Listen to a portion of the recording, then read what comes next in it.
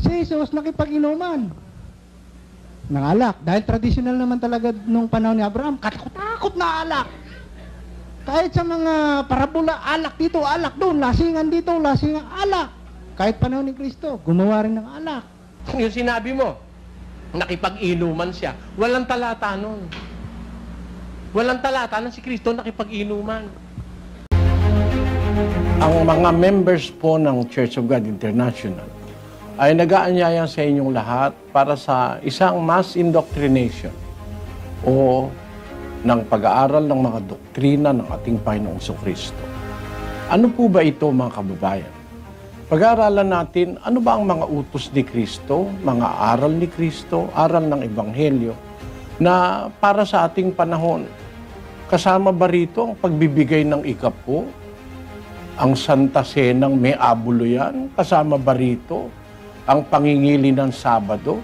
Doktrina ba ng Panginoong Kristo na bawal ang baboy, hipon at iba't iba pa? Nanyayahan namin kayo ng isang buong taus-pusong paanyaya na sana'y pagbigyan ninyo, mga kababayan, kung kayo po ay mayroong pagnanasang makaalam ng mga aral na tunay na doktrina ng ating Panginoong Kristo. Magandang araw po sa inyo lahat.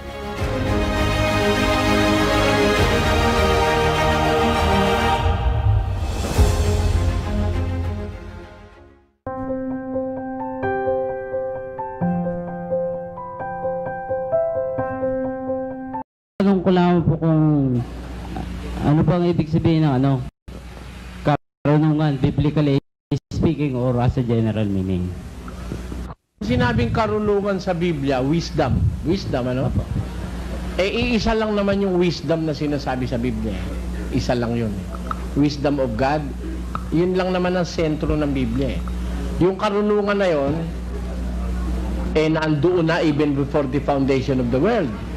Yung karunungan na yon, siya ang nagsusugo ng mga apostol at mga mangaral ng Diyos, yung karunungan. At personifying it, yung karunungan. Ngayon po nabanggit niyo na lahat ng karunungan nasa Biblia. Maaari po bang para maunawaan ko, pwede po bang ibigay niyo sa akin yung malawakang panig ninyo, yung malawakang katuwiran ninyo? Na tungkol sa lahat ng karunungan na nasa Biblia. ganito. Over and above everything else, ang karunungan ng Diyos na 4:7 ng Kawikaan. Karunungan ay pinakapangulong bagay, kaya't kunin mo ang karunungan. Oo, sa lahat mong kukunin, ay kunin mo ang unawa. Ayan, may sinasabi dyan na yung karunungan ang pinakapangulong bagay. Yun na nga yung karunungan ng Diyos. Ngayon, bakit ko sinabi na lahat ng karunungan nasa Biblia? Pati yung karunungang pantao, sa Biblia rin yun eh.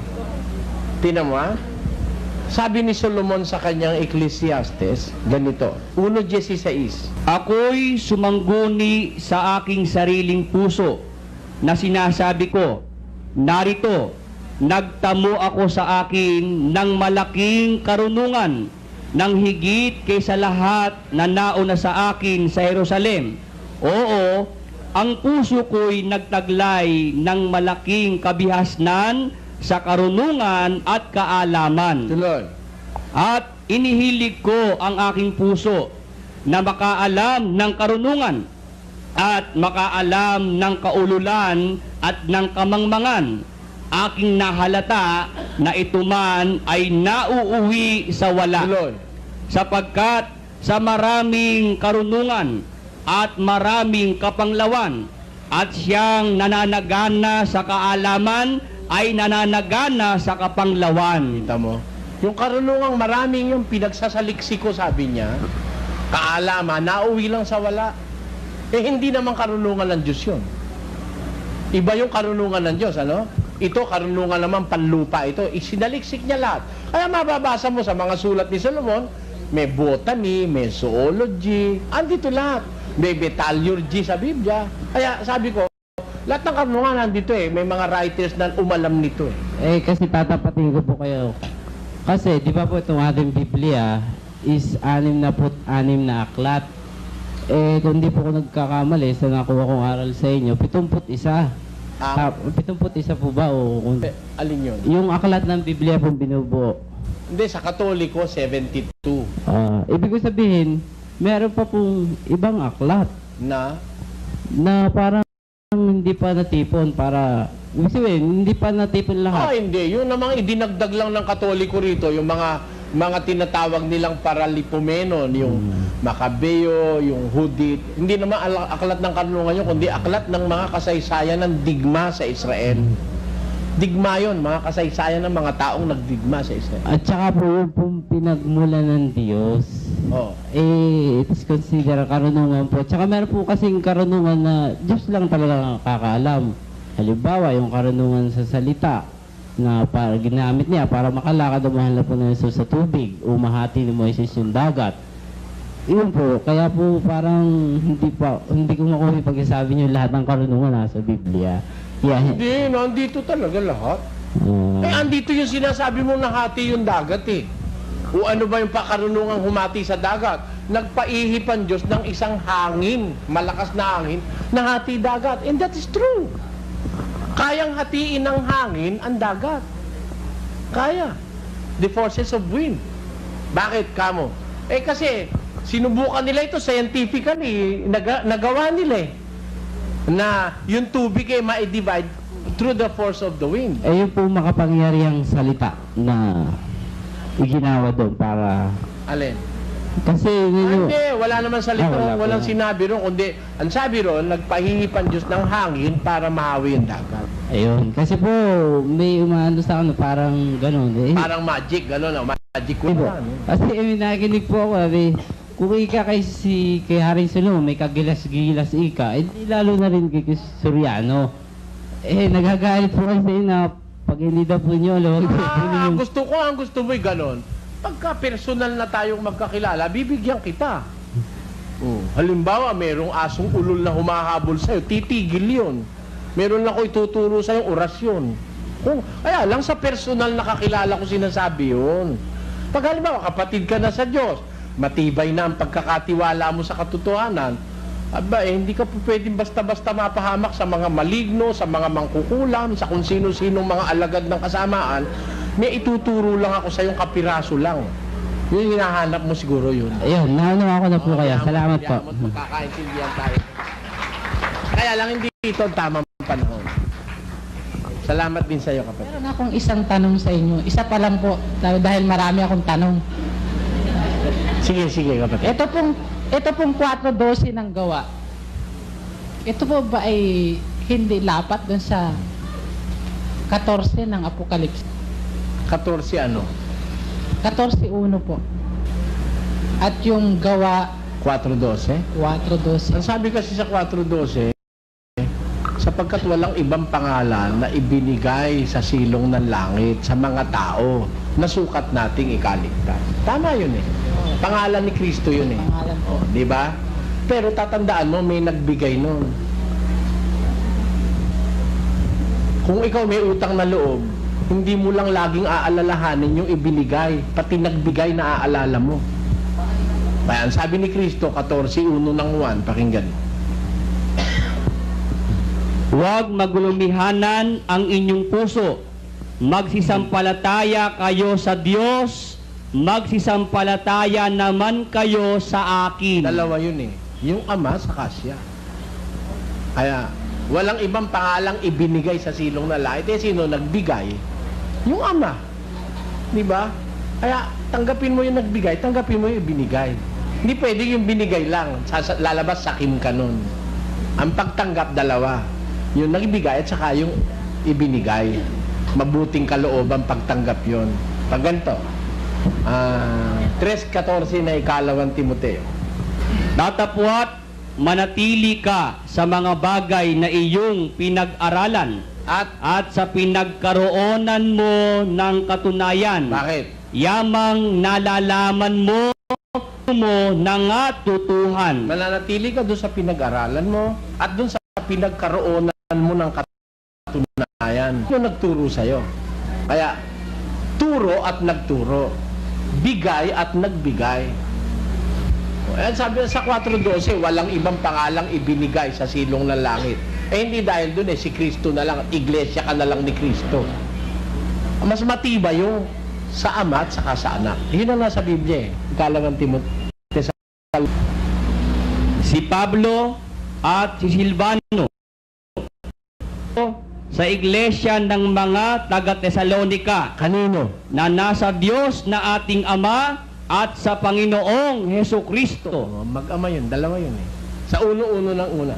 Si Pablo at si Silvano at si Timoteo sa iglesia ng mga taga-Tesalonika sa Diyos Ama at sa Panginoong Heso Kristo. Dalawa rin. Kaya pagdating sa Apokalipsis 14, may pangalan niya, may pangalan ng kanyang ama na nakasulat sa kanilang mga noo.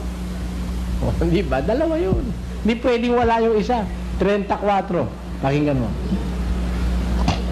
Sino ang sumampa sa langit at bumaba? Sino ang pumisa ng hangin sa kanyang mga dakot? Sinong nagtali ng tubig sa kanyang kasuutan? Sinong nagtatag ng lahat ng mga wakas ng lupa? Ano? Ano ang pangalan at ano ang pangalan ng kanyang anak kung iyong nalalaman? Mag-ama. Ano pangalan niya? Ano pangalan ng anak niya? Obligado kayong dalawa tanggapin mo. Pag hindi, bawa tinanggap mo lang yung ama. O kaya tinanggap mo lang yung anak, binaliwala mo na yung ama. Sabi sa unang Juan 2:22, ito ang Antikristo sa makatwid ay ang tumatanggi sa ama at sa anak. pag tinanggihan mo yung ama at saka yung anak, Antikristo ka. Kaya para wag kang Antikristo, tanggapin mo yung ama, tanggapin mo yung anak. Pero tinanggap mo yung anak, tinanggihan mo yung ama, Antikristo ka. Tinanggap mo yung anak, tinanggihan mo yung ama, tinanggihan mo naman yung anak, tinanggap mo yung ama, Antikristo ka rin. Para wag, dalawa. Yung ama at anak. Meron pa po akong katanungan. Sige. Yun sa 17:3 ng Juan, yung sabi ni Kristo na makilala Na ikaw ay makilala nila na iisang Diyos na tunay. Tama naman yun Nung salita niya, nakatingala siya sa langit, di ba? Di ba, nakasulat sa uno, sinalita ni Jesus ang bagay na ito. Sa pagtingala ng kanyang mga mata sa langit ay sinabi, Amal, walatiin mo ang anak. Tapos, gaya ng ibinigay mo sa kanyang kapamahalaan sa lahat ng laman, upang bigyan niya ng buhay na walang hanggan. Ang lahat ng ibinigay mo sa buhay na walang hanggan, ikaw ay makilala nila na iis niya. Langit Oo, talaga iisa lang naman sa langit Nasa baba kasi siya nun Ang tanong ko po, bakit nung nangangaral si Kristo dito sa lupa, hindi niya naituro na siya ay Diyos? Hindi naman yun ang mission niya, Ang mission niya, ipakikilala niya yung ama, hindi yung sarili niya. Sapagkat kung ako'y magpapatutuo sa aking sarili, ang aking patutuo hindi katotohanan. May ibang magpapatutuo sa akin, sabi niya. Kaya ang mission niyang ipakilala yung ama. Ngayon, yung ama, siya naman ang ipakikilala. Ay ano pakilala sa kanya ng ama? Hebreo 1:8. Ngunit tungkol sa anak ay sinabi, Sabi nung ama sa anak, ang iyong luklukan, O Diyos, ay magpakailanman. Sabi nung ama, yung anak niya, Diyos kasi hindi, kung ikaw halimbawa sugo, ano bang gawain ng sugo? Ang sabi, ang nagsasalita sa ganang kanyang sarili, humahanap ng kanyang sariling dapat ang humahanian niya sa kanya nagsugo, ang gayon ay totoo. Sugo ka, hindi yung sarili mo ipapakilala mo, kundi yung nagsugo sa'yo. Kaya tamang ipakilala ni Kristo, yung Ama, ang Diyos na iisa. Pero na siya sa langit, eto naman yung mga alagad, ipinakilala naman siya na siya Diyos. O tutol ka ba ron? Pakinggan mo, nung sabihin ni San Pablo, kay Pedro muna, mas nauna si Pedro Si Simon Pedro, na alipin at apostol ni Jesucristo, na nagsipagkamit na kasama namin ng mahalagang pananampalataya sa katwiran ng ating Diyos at tagapagligtas na si Jesucristo. God our Savior, who is Jesus Christ.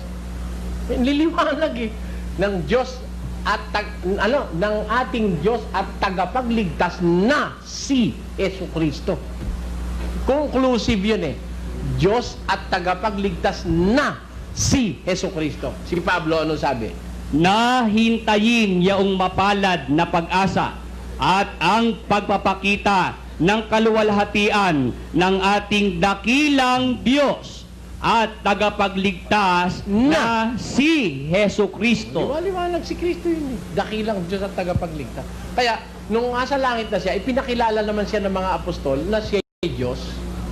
At di naman katakatakan sabihin siya ay Diyos. Anak ng Diyos ba naman? Sasabihin mo, tao. Anak ng Diyos yun eh. Siyempre, Diyos ang may anak, Diyos ang anak. Tao ang may anak, tao ang anak. Di ba? Anak ng kalabaw, kalabaw. Anak ng kambing, kambing. Di ba?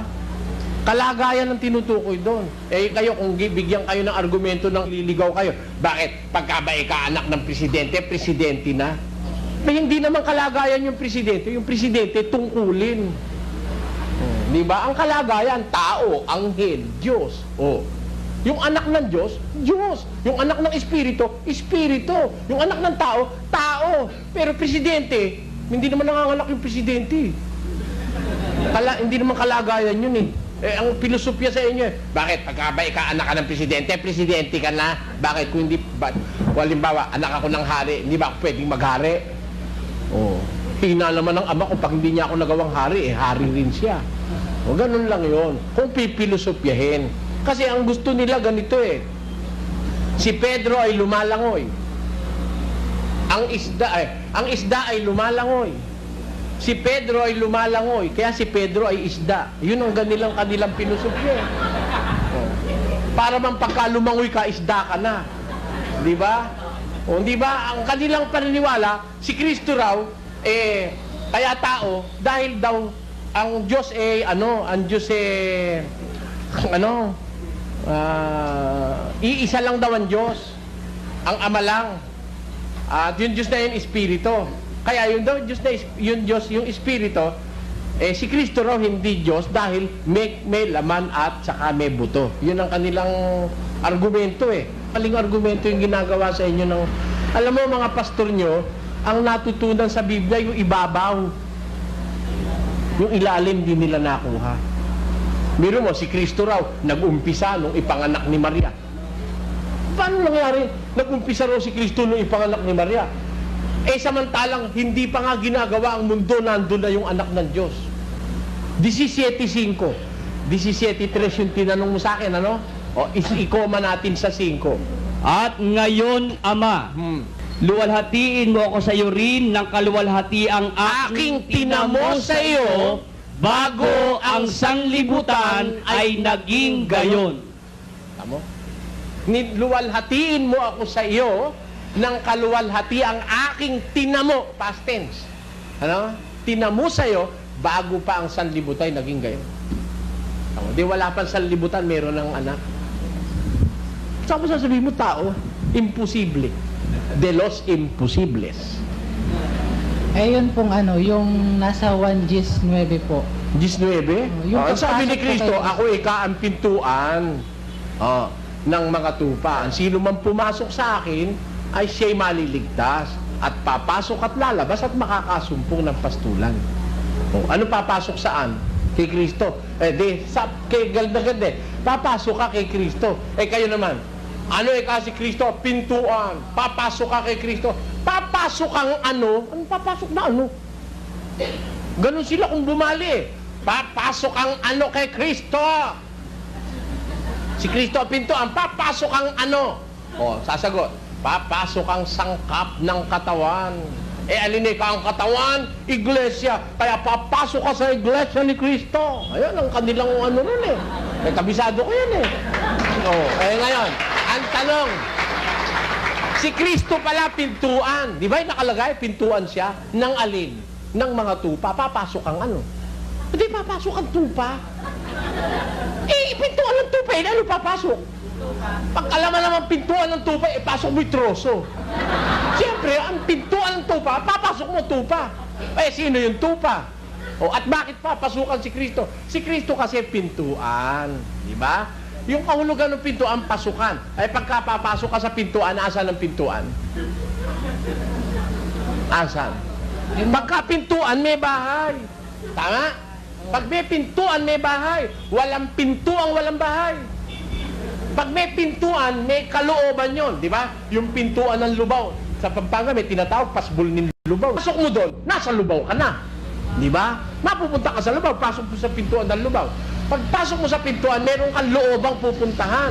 O si Kristo, sa pamamagitan ko, sabi niya, pag siya pintuan, pag pumasok ka, meron kang dadat ng looban. Pakinggan nyo, sa awit. Magsipasok kayo sa kanyang mga pintuang daan na may pagpapasalamat at sa kanyang looban na may pagpupuri. Pagpasok mo sa pinto, may looban yun. Eh ano yung loob? Ha? Basa. Sa mga looban ng bahay ng Panginoon. Amen! Saan ka papasok na loob? Si Kristo, pinto. Pinto para makapasok ka sa looban ng bahay ng Diyos. Eh, alin ba yung bahay ng Diyos? Basa! Ngunit kung ako'y magluwat ng mahabang panahon, ay upang maalaman mo kung paano ang dapat sa mga tao na ugaliin nila sa bahay ng Diyos. Alin yun? Na siyang Iglesia ng Diyos. Kita mo ang bahay ng Diyos, Iglesia ng Diyos? Kaya si Kristo, pagka sa Kanya ka papasok bilang siya'y pinto, mapapapasok ka sa bahay ng Diyos. At yung bahay ng Diyos, yun ang Iglesia ng Diyos, hindi Iglesia ni Kristo. Mapapasukan mo. Si Kristo kasi pinto eh. Wala naman pintong walang bahay. Miski yung pospro eh. May bahay, may pinto eh. Di ba? Kailangan mo pagpapasok ka kay Kristo bilang pinto, mapasok ka sa bahay. At yun ang bahay ng Diyos na sabi ng Biblia siyang Iglesia ng Diyos. Kasi po ang tinuro sa amin simula pa nung kabataan namin na yung papasukan doon ay yung kawan daw po. Hindi. Ang papasukan mo, yung kawan, hindi mo papasukan yung kawan. Pagpasok mo, masasama ka sa kawan, hindi ka sa kawan papasok. Di ba? Ang kawan, ano ba yung kawan? Hindi ba, bilang individual na tupa, you are a part of the kawan, of the flock. Hindi yung flock ang papasukan mo, but you will be a member of the flock. Diba? Nagtataka nga po ako dahil sa dinami-dami ng... Huwag ka lang magtaka. At alam mo, pagka ang mga kangal mayaman, talagang bulag. Tandaan mo. Pag ang mga kangal, silaw sa pera, kahingi ng abuli na wala. Bulag yun. Sa Biblia yun. Yun po kasing yung ginagawa po namin pag sa Santa Cena. Yung Santa Cena nyo lang, itigi-tigi sa kayo ng kopa di ba? Sa Biblia, isang kopa lang gagamitin. Ano po ba yung literal na kupa? Hindi nga pwede. Dahil kung 1,000 kayo, mabaho na yung pagsapang 500 lang ang uminom. Baka 10 lang uminom, mabaho na yung bunganga ng kopa. Hindi mo na matitiis na inumin pa Ang ginawa nyo, tigi-tigi sa kayo ng kopa. Sa Biblia, isang kopa lang. Magsiinom kayong lahat diyan. Sabi ni Kristo.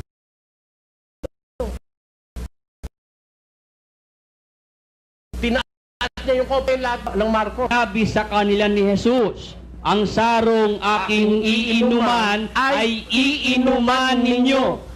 At sa bautismo na ibinautismo sa akin ay babautismuhan kayo. Doon sa cup, wherein I drank, you shall drink. Yung ininuman kong kopa, yun din ang ininuman ninyo. Bautismong ibinautismo sa akin, babautismuhan kayo. Alin yung kopa na ininuman ni Kristo? Sabi niya sa Ama, Ama, kung mangyayari sana'y malayo sa akin ang sarong ito. Kaya lang, mangyari ang kalooban mo, wag ang kalooban ko. Anong saro yun na gusto niyang malayo sana? Yung paghihirap niya.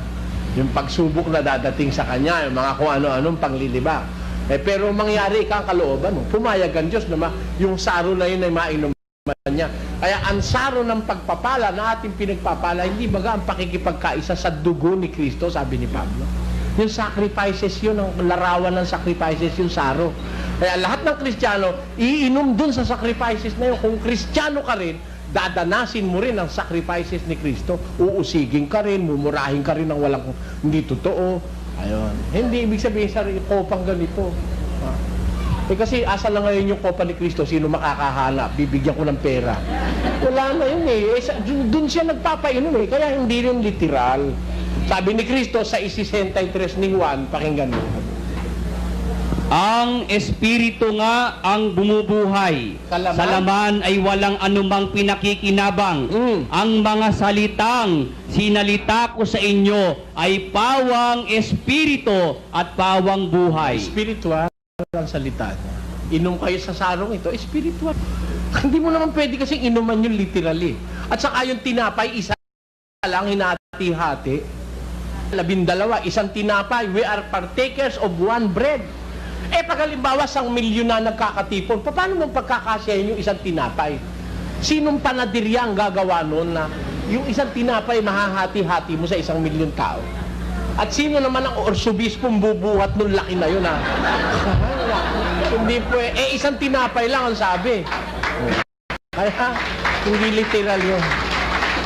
Sawa ako sa magiging tagahanga nyo. Dahil sa dinami-dami ng pinasok kong mga reliyon sa buong mundo, sa Pilipinas lang. Halos naman lahat ng reliyon sa buong mundo nasa Pilipinas eh. Tama po yun. At ang pinakahuli ko pong nilabasan ay ang Seventh-day Adventist. Catholic po ako na pinanganak na hindi ko alam na Catholic pala ako. Sa Kristiyano.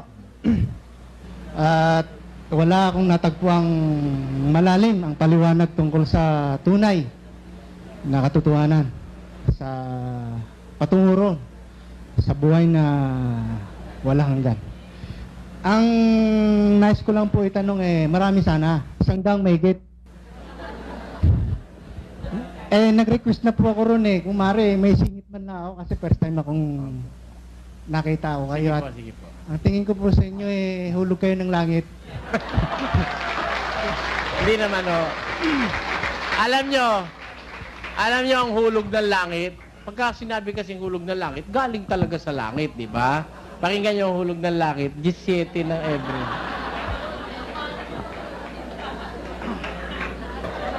Nang magkagay sinabi ko, narito, ako'y pumarito sa balumbon ng aklat, ay nasusulat tungkol sa akin, upang gawin, O Diyos, ang iyong kalooban. Sabi ni Jesus, naparito ako sa balumbon ng aklat na nasusulat tungkol sa akin. Ang hulog ng langit si Kristo.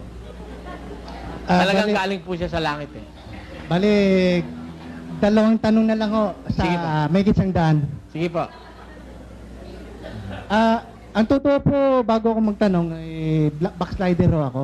Ngayon, minom ako, naninigarilyo ako kasi masama loob ko eh. Masama loob ko sa pinanggalingan kong mga sekta at mga reliyon sa tao na sinasabi nila maraming mahigpit na batas. Pero ang nakikita ko po, dapat magiging model sila. Hindi ho eh. Sila rin nagbabiolate ng patalikuran. Nalalaman ko yun kasi 8 taon ako sa Seventh-day Adventist. Security guard po ako din na road. Di 8 taon kayo hindi kumakain ng baboy. Tama po. Malakas na penitensya yun. Ang itatanong ko po ito muna ho. Pero dalawa po ito. Sige po. In-outline ko na lang ho ito. Naniniwala po ako si Kristo ay tao at Diyos. Ngayon, maraming mga kabutihang ginawa si Kristo. Ito naman ang negative side. Ang itatanong ko sa inyo. Kung itong ginawa ni Kristo ay nasa kalagayang Diyos siya o nasa kalagayang tao siya. Ito ho. Kung naroon ang pagka-Diyos niya, kailangan pa siya mag-aral ng Biblia o Scriptures ng 40 days, 40 nights, na sa harap ni Satanas. Pangalawa, kung naroon ang Diyos sa kanyang pagkatao, bakit ginawa yung 12 tapayan ng alak na galing sa tubig, na tuloy, na-encourage, manginginom tuloy, ang mga tao roon dahil naghanap ng masarap na alak. Para bang naloko ng Panginoong Hesus ang tao. Mawalang galang na po sa Panginoon natin, ano.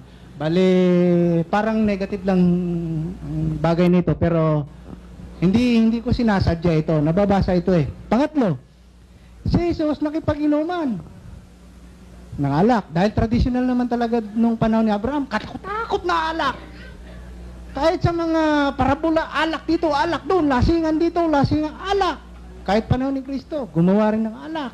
Ngayon, ito po. Hindi, baka makalimutan yung punta na sagutin na natin. Hindi, kwan lang ho ito. Bali, pahaging lang. Sige. Ito, yung nanay niya, hinanap siya.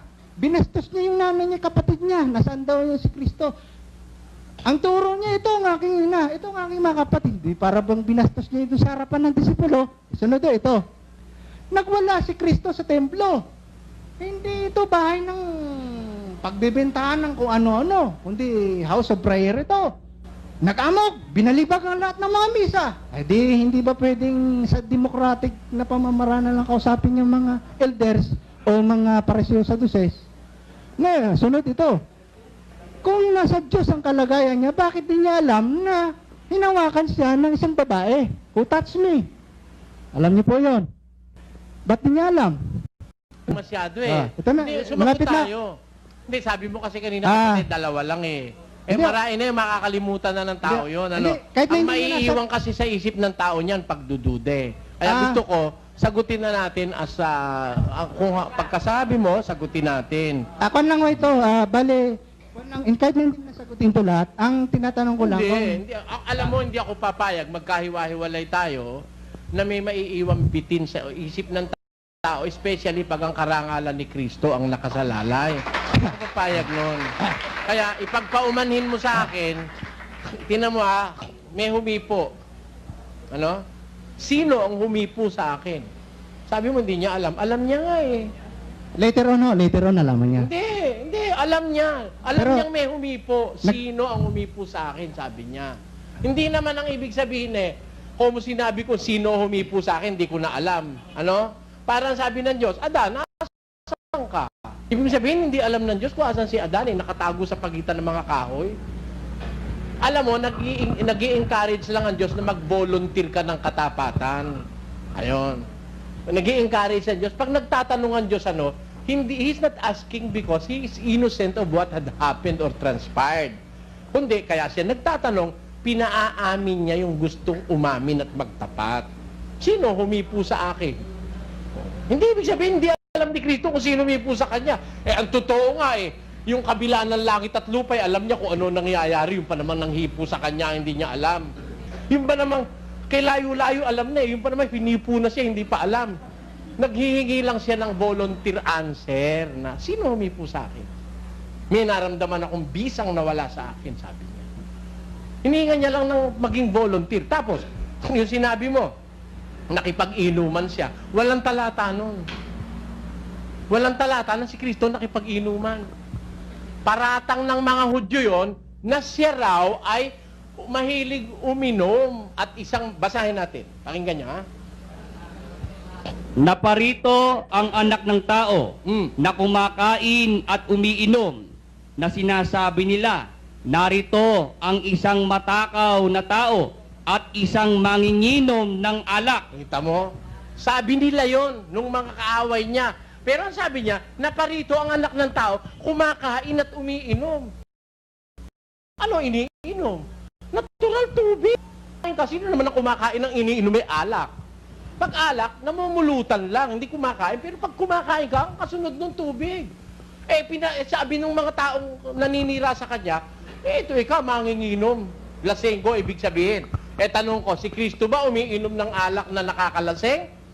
Umiinom ba siya ng alak na nakakalaseng? Masama, madidispresyo naman yung kinikilala kong Panginoon. Hindi ako papayag nun. Pakinggan niyo. Sapagkat Siya'y magiging dakila sa paningin ng Panginoon at hindi siya iinom ng alak ni ng matapang na inumin. Tenyo, si San Juan, ang sabi sa hula, magiging dakila siya sa paningin ng Panginoon at hindi siya iinom ng alak ni ng matapang na inumin. Si San Juan, sino bang mas dakila? Si Juan o si Kristo? Mas dakila si Kristo. Kung si Juan, para maging dakila, hindi iinom ng alak, si Kristo hindi uminom ng alak. Saan ka makakabasa si Kristo? Uminom ng alak na nakakalasing. Ngayon, dalawang klase po ang alak. Isang bagong alak na hindi nakakalasing at isang lumang alak na fermented liquor. Fermented because it had undergone the process of fermentation. And fermentation is a process of decay. At kung yun process of decay, ang tawag doon, intoxicating liquor. Nakakalason. Yun ang nakakalasing. Walang pruweba sa Biblia na si Kristo uminom ng alak na nakakalasing. Kung uminom man siya ng katas ng ubas, hindi pa alak na nakakalasing yon. At ang katunayan, nung gumawa siya ng alak, 6 na tapayang malalaki. Ano? Gumawa siya. Binigay. Inuman yung mga tao. Pumunta ngayon yung kapitan, ang tawag doon, kumbaga siya ang Comité de Pistejos Pumunta. Saan ang galing itong alak na to? Ang lahat ng ibang mga tao, kung maghanda, inuuna muna yung masarap na alak. At pagka ang tao'y nakainom na't lasing na, saka isusunod yung masamang alak. Pero ito ikang alak na to, hanggang ngayon masarap ang alak mo. Lasing ba? Hindi lasing. Nadidifferentiate niya na mas masarap tong alak na huli. Hindi lasing. Therefore, yung ipinainom ni Kristong alak na ginawa niya, hindi nakakalasing. Lasang alak, pero hindi totoong alak dahil galing sa tubig Hindi nakakalasing. Ang katunayan, hindi nalasing Alam niyang i-differentiate. Ikaw nga lasingin ko kung alam mo pa yung paglasing ka na. Hindi na. Ito alam i-differentiate. Itong alak mo hanggang ngayon masarap, maganda, mabuting alak. Hindi nakakalasing. Ang katunayan, bawal ni Kristo na uminom ng alak na nakakalasing ang kanyang mga lingkod. 23. Pakinggan niyo sa Kawikaan. Huwag kang tumingin sa alak pagka mapula. Pagka nagbibigay ng kanyang kulay sa saro. Pag mapula alak at saka nagbibigay ng kulay sa saro, ibig sabihin matandang alak na to. Anong sabi? Sa huli ay kumakagat ito na parang ahas at tumutukang parang ulupong. Bawal ng Diyos Paano mo sasabihin siya lasenggot konsentidor at gumagawa ng alak nakakalasing? Doon, hindi pwede yun. Yung una niya sinabi, Yung unang tanong po. Yung nag-aral siya ng scriptures ng 40... hindi totoong nag-aral siya ng scriptures. 40 days, 40 nights. Wala kang mababasa sa Biblia siya'y nag-aral ng scriptures. Nag-ayuno siya. 40 days and 40 nights. He fasted 40 days and 40 nights. Walang mababasa nag-aral siya scriptures. After all, yung scriptures, siya nagpasulat, ba't niya pag-aaralan? Pakinggan mo. Unang Pedro 1:10 hanggang 12. Ba't siya mag-aaral nun sa bagay na siya nagpasulat? Tungkol sa pagkaligtas na ito ay nagsikap at nagsiyasat na maigi ang mga propeta na nangagsihula tungkol sa biyayang dadating sa inyo na sinisiyasat ang kahulugan at kailang panahon itinuro ng Espiritu ni Kristo na suma sa kanila. Kita mo, ang nagturo sa mga propeta sumulat, yung Espiritu ni Kristo. Ba't naman siya mag-aaral dun sa siya nagpasulat? Kaya walang batayan yun, yung duda mo na yun na nag-aral siya 40 days and 40 nights. Pangalawang tanong mo, ano yung kapatid? Yung kanyang mga magulang na hinanap siya. Kung hinanap siya ng mga magulang niya, at saka yung kanyang mga kapatid. Nandun siya sa loob ng sinagoga, nagtuturo siya. Sabi nung mga tao, ang ina mo at mga kapatid mo nasa labas at gusto ka nilang makausap. Tinanong ni Jesus, bakit sino ba ang aking ina at sa aking mga kapatid? At iniunat niya ang kanyang kamay sa kanyang mga alagad at sinabi, narito ang aking ina at na aking mga kapatid. Sapagkat sino mang gumaganap ng kalooban ng aking amang nasa langit, siya ang aking kapatid na lalaki, kapatid na babae at ina. Hindi panghahamak yun, kundi pagbibigay ng inspirasyon sa iba. Kasi may special inspiration na si Maria. Nauunawaan na ni Jesus si Maria, ina niya yun, sumuso siya ron Hindi naman niya itinatakwil yun Ang katunayan hanggang sa krus, kinikilala niyang ina yun Kaya lang, nung ituro niya yung aral na, sino ba ang aking kapatid at ang aking ina? Narito ang aking mga kapatid at ina. Sapagkat sino mang kasama kong gumagawa ng kalooban ng aking ama, kapatid ko siyang lalaki, kapatid ko siyang babae, ina. Hindi panghahamak kay Maria yon, kundi pagbibigay ng tsansa sa iba na malapit sila sa kanya gaya ng pagkalapit sa kanya ni Maria. Yun ang noon, hindi niya hinahamak si Maria. Binibigyan niya lang ng yung iba, prestige. Kumbaga binibigyan niya ng prestige. O yun eh, mga kapatid mo, nasa labas eh. Bakit? Eh, ito kapatid ko rin to. Ibig sabihin, I do not want to disown anybody. I want to own them. Being Christ, being a Savior, I want to save everybody. Kaya, it is not because I own this, I disown others. No. Hindi na ibig sabihin nun. Pinalalawak ko lang ang kapangyarihan ng aking pagliligtas sa sinabi ko na yon. Eh, minsan pinagkakamalian si Kristo magagawa, talagang ganon.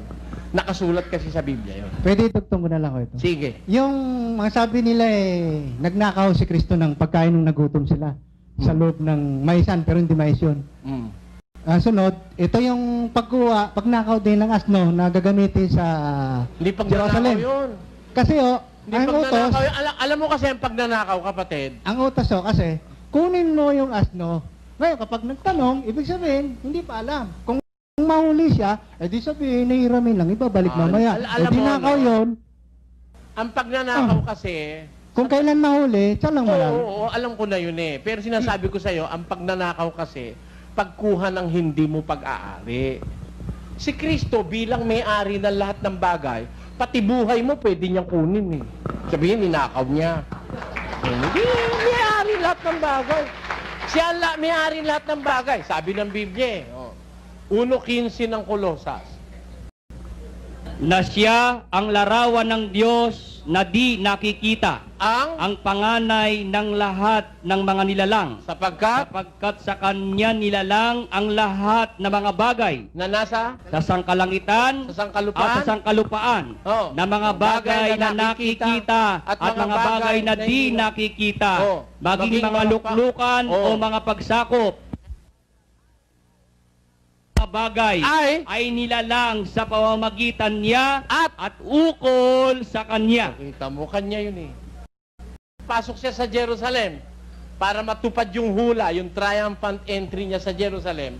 Eh wala kung sasakyan. Alam mo kasi yung hari, kakaugalian na noon, ang hari sumasakay sa isang sasakyang asno. O, ngayon, merong isang espesyal na asno na hindi pa nasasakyan ng kahit na sino. And that was prepared for him. Eh, Panginoon, kukuha ka namin ng sasakyan. Sige, pumunta kayo dun sa bayan.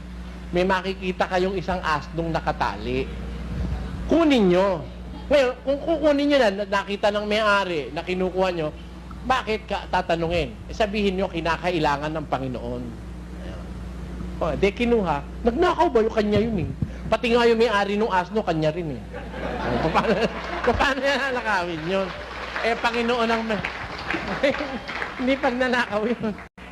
Yung tungkol po kay Pedro, bakit di na lang pangaralan si Pedro? Bakit sinigawan pa ni Kristo na Satanas? At ang panghuli ho, Hindi, alam mo, hindi niya sinigawan si Pedro.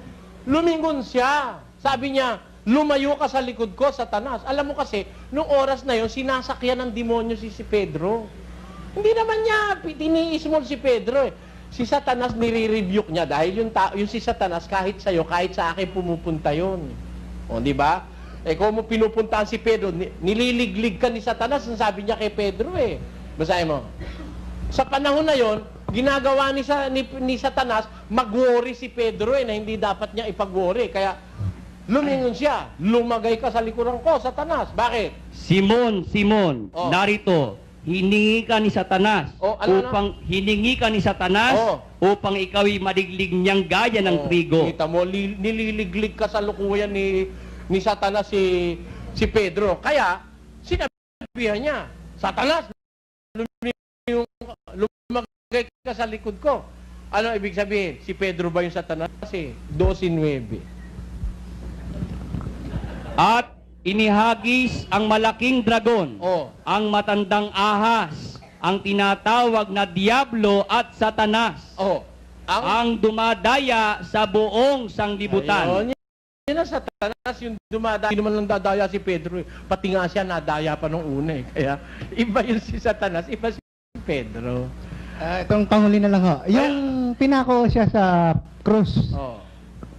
si Kristo sinisi yung Ama. Bakit mo ako pinabayaan? Nangangahulugan. Wala silang pag-uusap na dalawa at nag-aaway.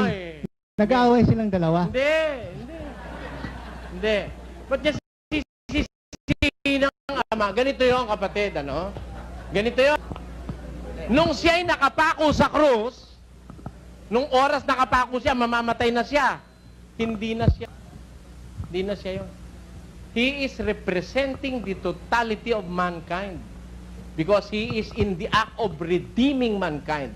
He was the ransom for our sins. Hindi ba? Ano ba kahulugan ng ransom? Tantubos. Kaya, He is there in our stead, in our place.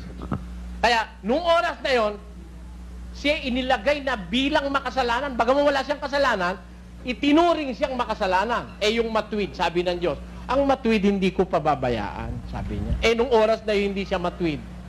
Naka-impute sa kanya lahat ng kasalanan ng tao, kaya kailangan siyang pabayaan ng Diyos nung oras na yun. Paano po naging anak ni David si Kristo kung tinawag siyang Panginoon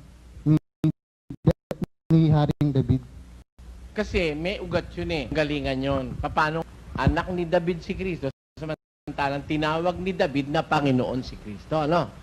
Pakinggan mo sa 10:22 ng Apokalipsis. Akong si Jesus ay nagsugo ng aking anghel upang sa inyo'y magpatotoo ng mga bagay na ito sa mga iglesia.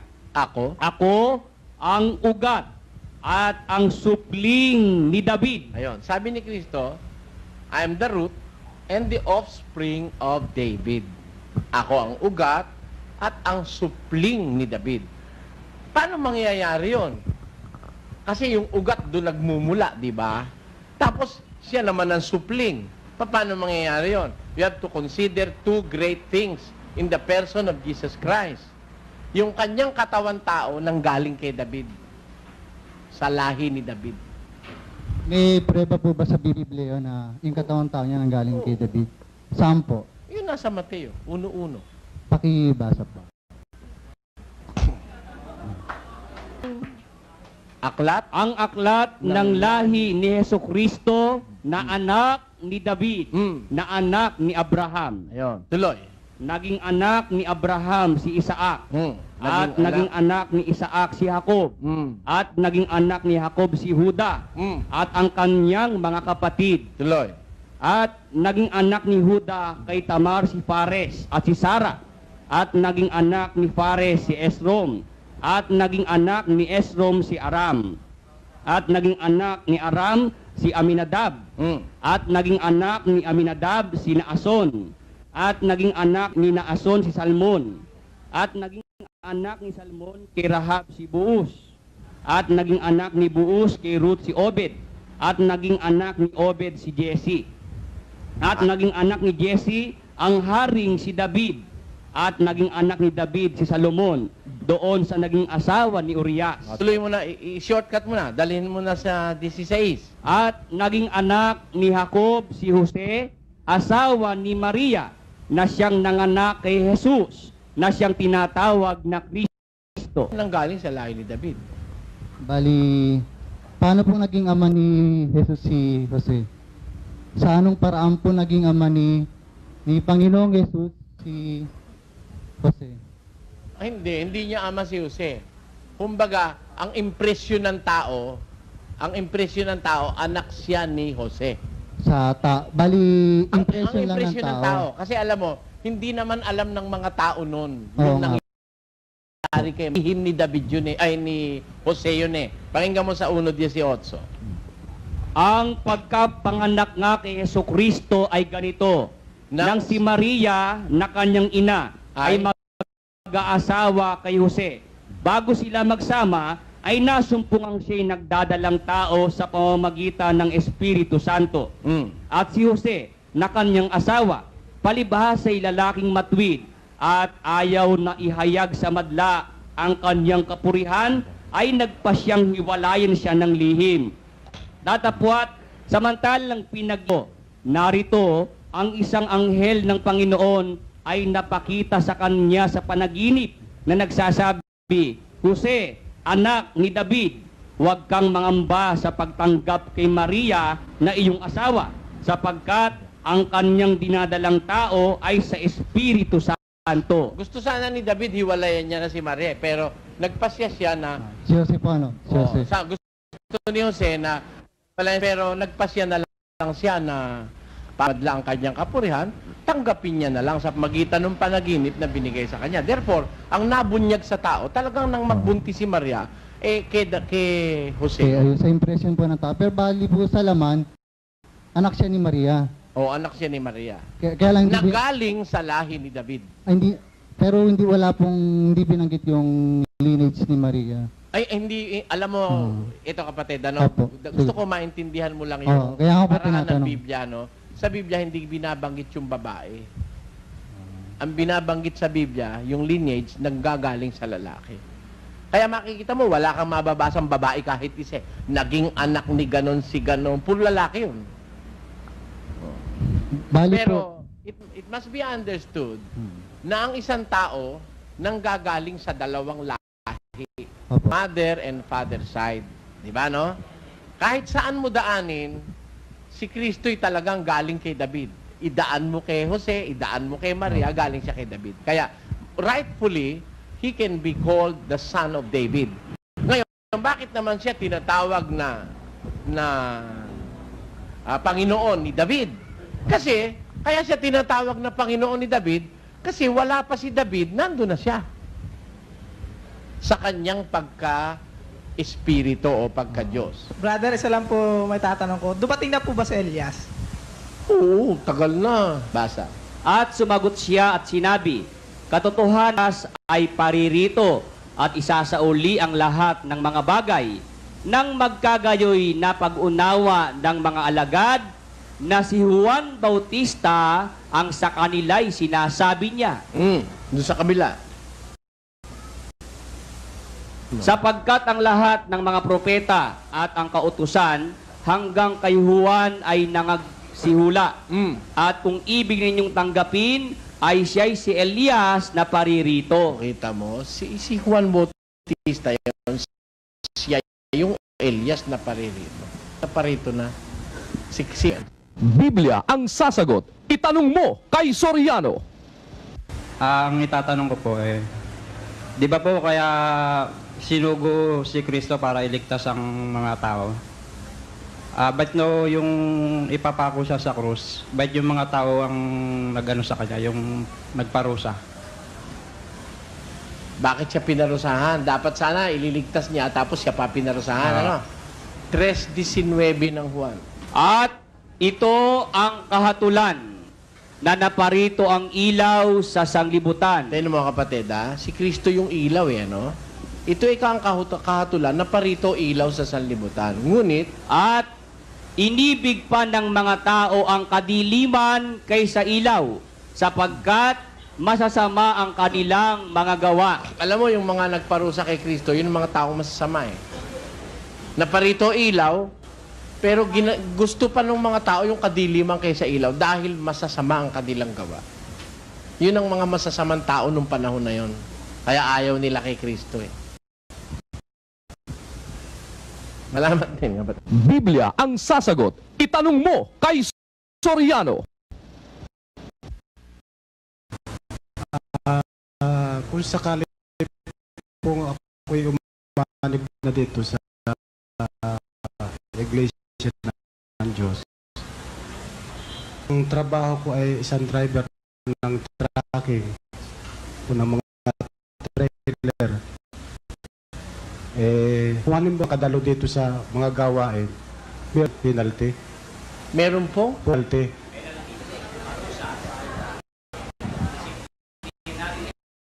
Ang penalty, impyerno.